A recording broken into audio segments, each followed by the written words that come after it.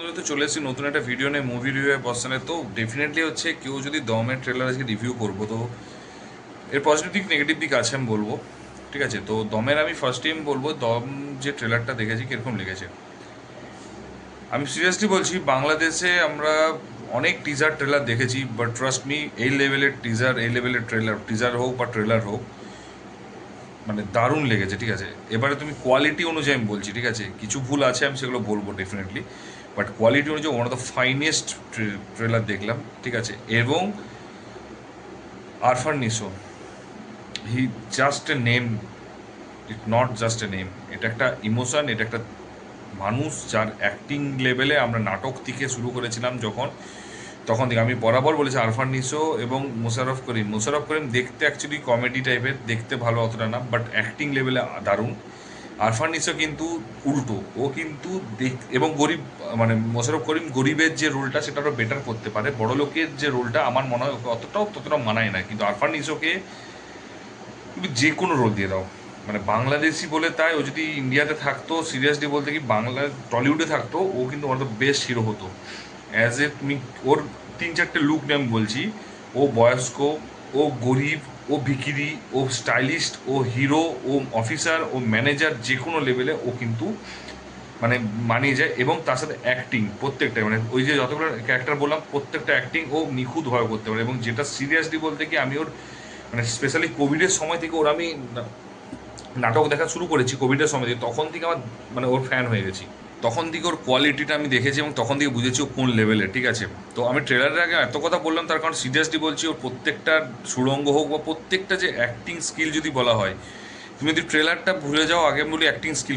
আচ্ছা, আমি ট্রেলারটা নিয়ে বলি। ট্রেলারটা অ্যাকচুয়ালি ও নূর, ও হচ্ছে অ্যাকচুয়ালি আন্ডার কভার এজেন্ট, এবং ওকে হচ্ছে ও যাবে একটা মিশন করতে, এবং সেই মিশনে হচ্ছে সে হচ্ছে ধরা পড়ে যাবে, এবং ধরা পড়ার পর তাকে যে মানে যন্ত্রণা, তাকে যে কষ্ট তাকে যে দিয়েছে, এবং বিভিন্ন রকমভাবে কষ্ট, কখনো মুখ বেঁধে, কখনো পায়ে সি মানে সি গরম কিছু ছ্যাঁকা দিয়ে মারধর করা, বা হচ্ছে যে যেমন খুশি করে, যেটাকে বলে যে অপোজিটে যারা হচ্ছে ধরা পড়ে যায় যখন আন্ডারগ্রাউন্ড এজেন্ট, তখন যে পরিমাণ নৃশংসভাবে যে অত্যাচার করে সেটা ওরা পুরো ফুটিয়ে তুলেছে।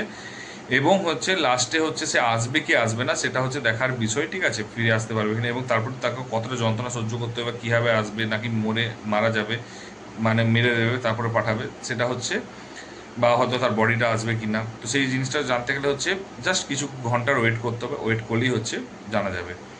তো ফার্স্টে আমি বলবো এর পজিটিভ দিক, প্রচুর পজিটিভ দিক আছে, নেগেটিভ দিক খুবই কম আছে। পজিটিভ দিক হচ্ছে এর অ্যাক্টিং স্কিল। ফার্স্টেই বলবো অ্যাক্টিং স্কিল, উফ, কি অসাধারণ অ্যাক্টিং স্কিল, দারুণ অ্যাক্টিং স্কিল। ঠিক আছে, মানে অ্যাক্টিং স্কিলটা যে এতটা সুন্দর লেভেলে হতে পারে, আমি সিরিয়াসলি বলছি, তুমি যদি দেখো বুঝতে পারবে খুব কম অ্যাক্টার এই লেভেলে অ্যাক্টিং করতে পারে, এবং তার মধ্যে আরফান নিশো হচ্ছে এক নম্বর। ঠিক আছে, তো ফার্স্টেই বলবো, বাকি কারণকে সেরকম ক্যারেক্টারকে ওর ওয়াইফকে একটু দেখিয়েছে, এবং সে ওয়াইফ যেহেতু মানে ওকে মানে ও যেহেতু নেই, তো আলাদা গ্রামে একটা সিম্পলভাবে লাইফস্টাইল করছে, আর মাকেও একটু সিনেজও দেখিয়েছে। বাকি হচ্ছে ও যে আন্ডার কভার এজেন্ট এবং সে যাকে রিপোর্ট করছে তার ছবি দেখিয়েছে, তাকে দেখিয়েছে দু একটা জায়গায়। এছাড়া হচ্ছে পূজা রয়েছে লিড অ্যাক্টারে।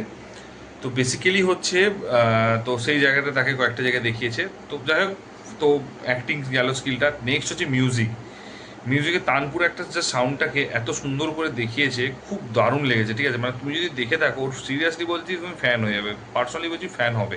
এমনিতে তুমি, আমরা ফ্যান, তো ওটা দেখার পর আরও বেশি ফ্যান হবে। এবং তারপরে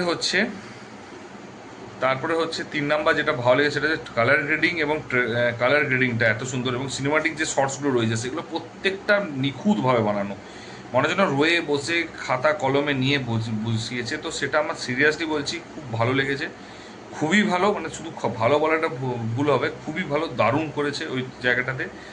এবং তার সাথে হচ্ছে প্রত্যেক মানে যে মানে কি বলবো, মানে কি বলবো, ট্রেলার কাটিংয়ে ছাড়া, মানে তুমি যে মানে যে লেভেলের মানে কি বলবো, মানে ডিজাইনগুলো করেছে, যে আঘাত করেছে বা যেভাবে এগুলো করেছে, আর সেই জিনিসগুলো ডিজাইন করাটা ট্রেলার লেভেলে দেখানো, এবং কতটা মারাত্মক দেখানো, হিংসাত্মক দেখানো, সেটার জন্য সিরিয়াসলি বলতে কি দারুণ, মানে সেটাও দারুণ লেগেছে। এবারে নেগেটিভ দিক আছে, নেগেটিভ দিক দুটো। এক হচ্ছে তুমি বেরোবে হচ্ছে একদিন পর, তুমি একদিন আগে তুমি ট্রেলারটা রিলিজ করছো কেন, মানে টিজারটা তো আরও 2-3 সপ্তাহ রিলিজ করতে পারতে, ট্রেলারটার আগে একটা পোস্টার দিতে পারতে, তারপরে ট্রেলারটা রিলিজ করতে পারতে 5 দিন আগে, দেন ফুল টু প্রমোশন করতে পারতে, কিন্তু আমি দেখতে পেলাম না। সেটা সবচেয়ে বড় ড্রব্যাক। এবং তার সাথে কী হয়েছে, কারণ তুমি অলরেডি রাক্ষস, এবং রাক্ষসের যে ডিরেক্টর সে হচ্ছে একজন already last movie super duper hit দিয়েছিল, এবং যত মেগাস্টার হচ্ছে শাকিব খান বাংলাদেশের, তার মুভি বেরোচ্ছে প্রিন্স। তো ডেফিনেটলি দুটো এখন মুভি বেরোচ্ছে, তাদের ডেফিনেটলি নাম আছে, তাদের নামে হয়তো কিছু চলে যাবে, বাট হ্যাঁ স্টোরি লেভেল এটা আলাদা, এটা ক্রেজ ধারে কাছে যেতে পারে, বাট তবু এটা প্রমোশনটা করলে আরও বেটার হতো। এবং আমি লিখে দিচ্ছি 3 দিন মানে এই 3 দিন 4 দিন চলবে এই ওই মুভি দুটো, তারপরে দম খেয়ে নেবে মুভি দুটো, দম ওদের দমটা বন্ধ করে দেবে দুটো মুভি। আমি এটা লিখে দিতে পারি, এটা 100% না 400% সিওরিটির সাথে, ঠিক আছে? এটা মিলিয়ে নিও কথাটা, বাংলাদেশি যদি কেউ দেখে থাকো আমার ভিডিওটা, মিলিয়ে নিও এবং আমাকে দেখো কমেন্ট বক্সে কমেন্ট করে জানিও যদি স্টোরিটা এই লেভেলে হয়। এটা হচ্ছে ফার্স্ট একটা নেগেটিভ পয়েন্ট লেগেছে যেটা আমার মনে হয়েছে। তো তো এটা বিভৎস। এবং সেকেন্ড নেগেটিভ পয়েন্ট হচ্ছে ট্রেলার কাটিংটা, অ্যাকচুয়ালি টিজার কাটিংটা কিন্তু খুব ইউনিক হয়েছিল, বাট কোনো স্টোরি রিভিল করেনি, বাট ট্রেলার কাটিংয়ে ঠিক ততটাই রিভিল করে যতটা টিজার কাটিংয়ে লুকিয়েছিল।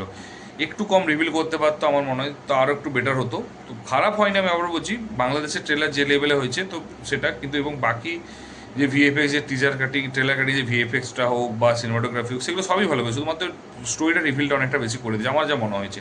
এই দুটো নেগেটিভ পয়েন্ট, এবং যার মধ্যে প্রথমটা বিভৎসভাবে এফেক্ট করবে আমি এটুকু বলতে পারি। তার কারণ হচ্ছে প্রিন্স যতই হোক প্রথম 4 দিনই কাঁপিয়ে দেবে, তারপরে কাঁপাতে পারবে না, দম বন্ধ করে দেবে। আর রাক্ষস আই থিঙ্ক প্রথম 2 দিনই খেলা শেষ করে দেবো, ঠিক আছে, যদি স্টোরি সেমই হয়, ঠিক আছে? তো এই দুটো, এবং আমি একটা সিরিয়াসলি বলছি, খুব তাড়াতাড়ি ট্যাগটা চেঞ্জ করো এই মেগাস্টার শাকিব খান থেকে। আমি কথা দিচ্ছি সুপারস্টার আফরান নিশো হবে, এটা ফর শিওর বলতে পারি, এবং তারপর আস্তে আস্তে মেগাস্টার ট্যাগটাও নিয়ে নেবে, এটা আমার কথা মিলিয়ে নেবে। তো যাই হোক, অনেক শাকিব খান ফ্যান হয়তো আমাকে হয়তো এসে গালিগালাজ করবে, যখন আমার ভিডিও দেখবে তাদের কাছে পৌঁছে যাবে তখন অবশ্যই বলবে, কিন্তু পার্সোনালি বলছি যে অ্যাজ এ সিনেমা লাভার হিসেবে তুমি যে ট্রেলারটা দেখো পার্থক্যটা বুঝতে পারবে, এবং কোন লেভেলে অ্যাক্টিংটা হয়েছে সেটা দেখতে পারবে, এবং ট্রেলার লেভেলটা কোন লেভেলে সেটাও দেখতে পারো। যেগুলো আমার সাথে যদি অ্যাগ্রি না করো সেটা অবশ্যই, ডিসঅ্যাগ্রি যদি করো তো সেটা কিন্তু বলো, পয়েন্ট নিয়ে কিন্তু কথাটা বলো, ঠিক আছে? আর যদি অ্যাগ্রি করো ডেফিনেটলি লাইক করো অবশ্যই, এবং তোমাদের সাপোর্টে আমার চ্যানেলটা যদি কখনো মনিটাইজ হয় অবশ্যই তোমাদের সাপোর্টেই হবে। আর যদি ভিডিওটা ভালো লেগে থাকে তাহলে বন্ধুদের মধ্যে শেয়ার করো এবং লাইক কমেন্ট করতে ভুলো না। যদি চ্যানেল নতুন হতো সাবস্ক্রাইবটা করে দিই। কিন্তু দেখা হচ্ছে পরের ভিডিওতে, ভালো থেকো, take care, tata, bye by.